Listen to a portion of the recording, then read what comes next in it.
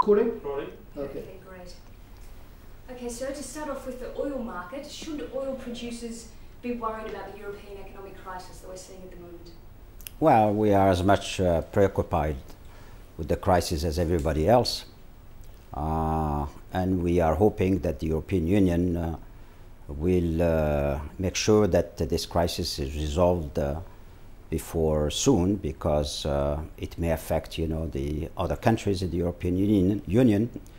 But especially that if it is resolved, it's going to help a lot the petroleum market. And as a matter of fact, we're seeing that right now, since with the announcement of the package decided by the European Union, we have seen the oil prices going back up to the $80 level. How concerned were you, though, to see the price drop as much as 14% in a week? Very much. But we have been used to this volatility for the last few months, because we knew it was really tied to the stock market, to the financial market, much more than to the fundamentals, supply and demand. And because we knew that the supply was sufficient in the market and the stocks were very high. So the only determining factor was really the economy. And so we were, concerned, but we knew that European Union will come up with a solution very soon. So where do you see prices going for the next 6 months? Will they stay around the $80 a barrel mark? Well, if the Greek crisis is resolved within this month or next month, I think we should see quite an improvement in the oil prices, probably going back to where they were before the crisis, to the 80 to the 85 level. Demand increase this year was very good. It's almost 1 million barrels per day. Coming mainly from China, India, and Middle East, countries that are not affected by the situation. So we should see the prices towards the end of the year around $85. Moving on to gas, Algeria is Europe's third largest supplier of gas, and prices are well down at the moment. What is the problem? Why do we have so much gas on the market, and what's happening with the prices? Well, the reason we have lots of gas in the market is really what we call the non-conventional gas technology that was developed in the US and the last 2 years, and which supplied quite a lot of gas to the US market, and which basically prevented any imports from other countries, especially from Qatar. Because Qatar was planning really big supply of LNG to the US. So those quantities had to be diverted to other markets, like the European markets and the Asian market.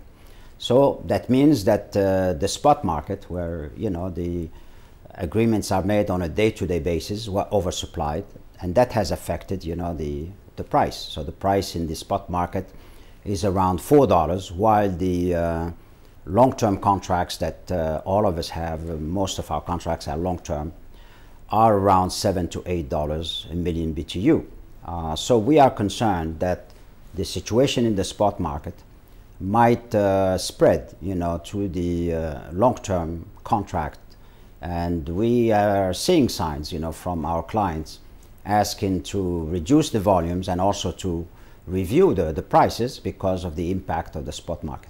So as a major gas producer, that must be quite a significant worry. Is there anything you can do about that to try and bring the prices up, or to ensure that the long-term contracts will stay at around $8? Well, as you know, we have met in Oran on the 19th of April, and we discussed the situation, and the Forum of the Exporting, Producing Gas Countries have decided in its resolution to tie, the gas prices to oil prices, and to give its members, the possibility for them to review their contracts, especially in the spot market, to make sure that those contracts are referenced to the oil market rather than to the reference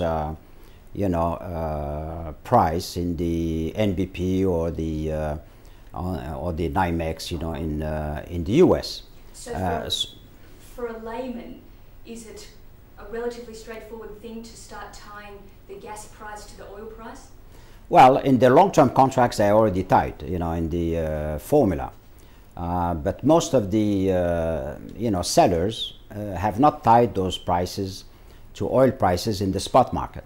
So I think they'll have to tie them up to the oil prices. And when they do, I think prices will have to change.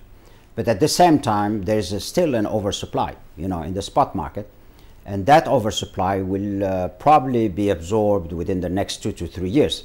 So in any case, we're going to see improvement in the gas price in the spot market in the next 2 to 3 years because of the improving economy and also the huge increase in gas use, because now the low price in the spot market makes it very competitive with the coal. So especially in the US. So you're going to see a big consumption of gas in the US and including in Europe, and consequently in the next 2 to 3 years, in any case, the prices should improve in the spot market.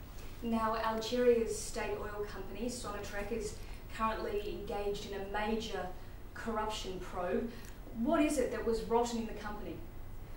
Well, that's not something I can discuss, because whatever happened is being reviewed in the courts, in Algeria. What we did recently was name a new CEO, a new team to take over the management of Sonatrach. So this will bring a new life into the company, which will improve on its implementation of their programs. As you know, we have huge programs to expand our gas exports to remain in the position where we are now, third exporting country to Europe, especially with the implementation of the med gas projects to Spain. That's finished, and we should be starting exporting 8 billion met cubes additional gas to Spain by the end of September. There are reports, though, that corruption has cost Algeria in the oil industry over $1.2 billion. Is it actually as high as that? I mean, is that figure? Well, I haven't seen reports. I don't believe that. I haven't seen the report, but I don't believe that. The procedures, that we have made in place are, transparent, competitive, procedures. Of course, lots of countries have the same situation. I mean, like transparent, competitive, but you don't prevent, people from that type of behavior in all of the countries. I mean, including developed countries. You have seen what happened, in companies like Statoil and like Total and other countries or other companies.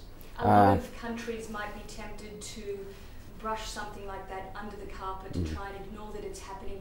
This has been a major scandal in Algeria with the CEO and 15 senior executives removed from the company, arrested. What made Algeria decide to take such a drastic step in the case of Sonatrach? Well, it's not only in Sonatrach, by the way. I mean, it's really very important for a country, to make sure that corruption doesn't have, a way to first exist and then developed. So you have to be very vigilant because, corruption has an impact on the amount of investment that could be done, in the country, and also has an impact on the social, political life, of its citizen, because this means less investments, done to carry out specific projects to improve the lives of people. So we have seen that in all of the sectors in Algeria. The big decision by the government and by the state to move against corruption, because you cannot really develop a country with corruption at the base. And it's now also engulfed the East-West Highway project, the massive $12 billion highway. Could you tell us a little bit about that project and where the corruption investigation is up to with it? Well, I cannot tell you, the details of the investigations, and I cannot tell you what's going on in the courts, because that's something that the court has to decide. But specifically, the East-West Highway is a major project, in Algeria. It's a 1,200-kilometer project which interconnects, Algeria with its neighbors. It's a major highway project, which is, for example, instead of taking 6-7 hours to travel from Algiers to Oran, which is on the western part of Algeria, it takes now only 3 hours. As a matter of fact, that part has been completed. So it's about $11 billion, as far as I understand. I'm not, of course, in charge of the sector, but as far as I understand, it's $11 billion, project. And, the corruption process has been, assessed, by the investigation authorities, and people have been presented to the courts, and we just need to let due process follow its course without interfering on the part of people like me or like others. And why is this corruption investigation being carried out by the military and not the police? Well, it's not the military. I think it's the authorities that are in charge, of that type of investigation. So it's not the military. It is the intelligence services. Though, well, the intelligence services, they have the right to do that, under the law in Algeria. And I think we are almost done. Just a couple of questions on China, though. Okay. China is constructing 2/3 of the East-West Highway. There's been a lot of talk about China's role in Africa. How do you make sure that China doesn't become a neo-colonial power? Well, China and Algeria have a long historical, relationship between Algeria and China. Since Algeria was fighting for its independence, China was a good ally, of the Algerian political leaders, at that time, supplied us with arms and assistance in those days. So we have a historical relationship. We welcome, of course, China just like we welcome any other support from any other countries. We go still through competitive bidding, for projects. So they won bids, they won 2 bids in the East-West Highway, and the other bid was won by Japanese. So that's not, just because we have that long-term relationship doesn't mean, that they are awarded the contracts, on, direct contracts. They are very much involved in helping us with the, buildings of lodging for people, which in high demand. Do you sometimes think, where would we be without China now? They're investing $20 billion in Algeria construction projects.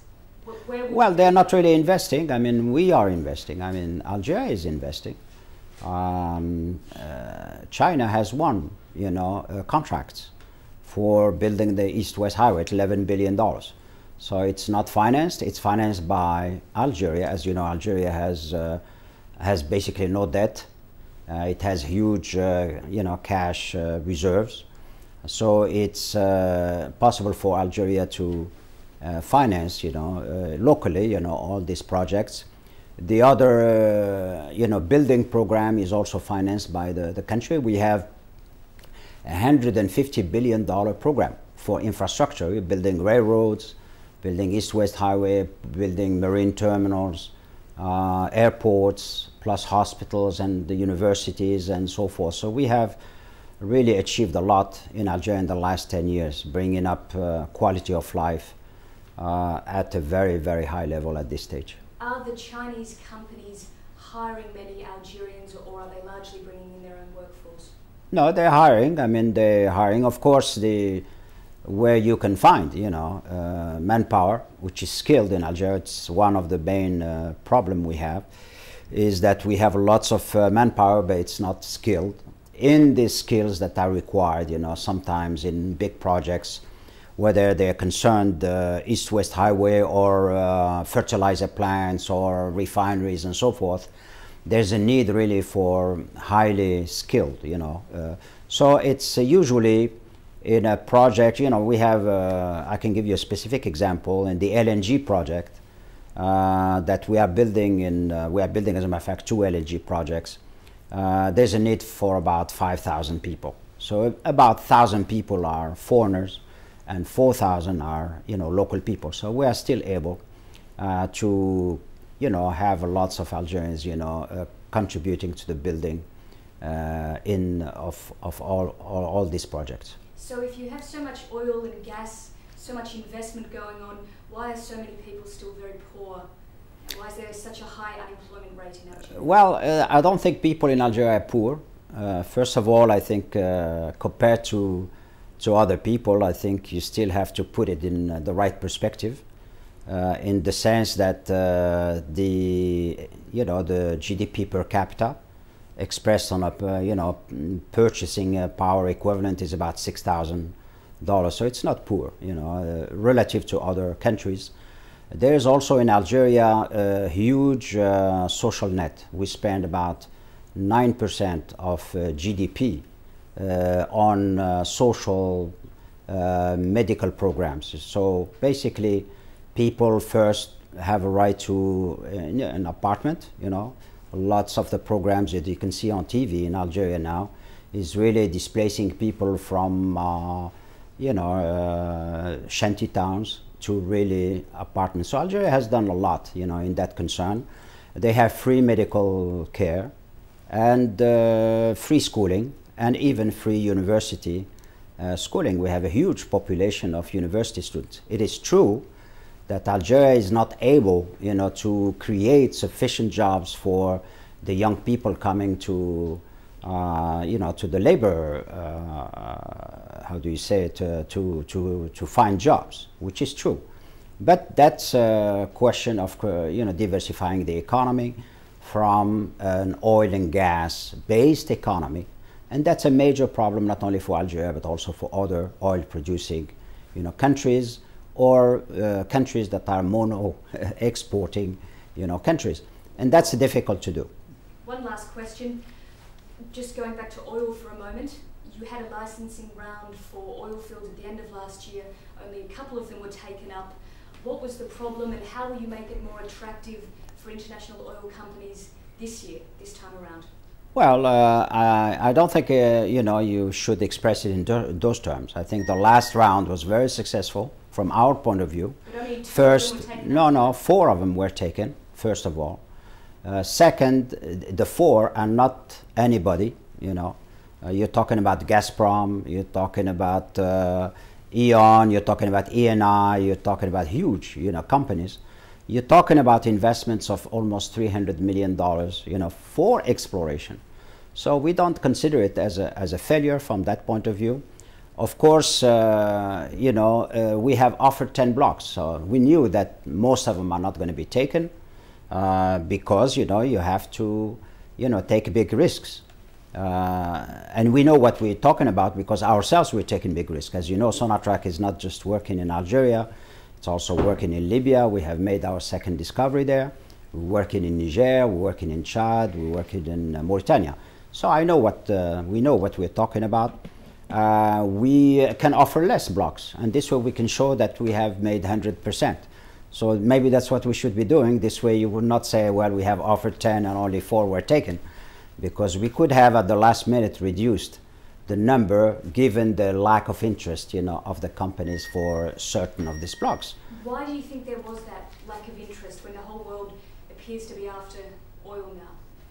Well, not really. Not really. I have seen, countries offering blocks, and nobody, was interested in those blocks. So it's just a question of really uncertainty, in the oil market. Maybe there's an oversupply, of oil in the market, volatility, and all other considerations. So it's not only tied to the fiscal considerations. But if we are able to get 4 companies every year, and if we maintain that rate, in the long term, I think it's good for us.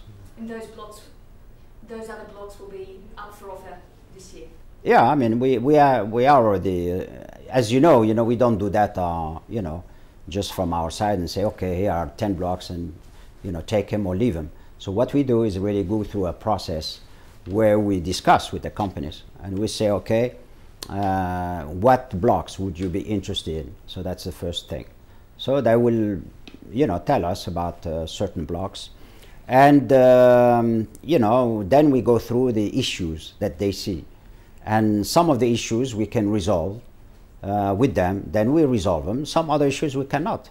And then we just leave them there. So if they still lack interest, too bad, you know, still Sonatrach, you know, carries out 50% of the program. Sonatrach is the one that finds 50% of the new discoveries, you know, in Algeria. Still Sonatrach produces, you know, most of the oil and gas in Algeria. We could talk all day, but I think we better let you okay. go. So thank you very much. Thank you.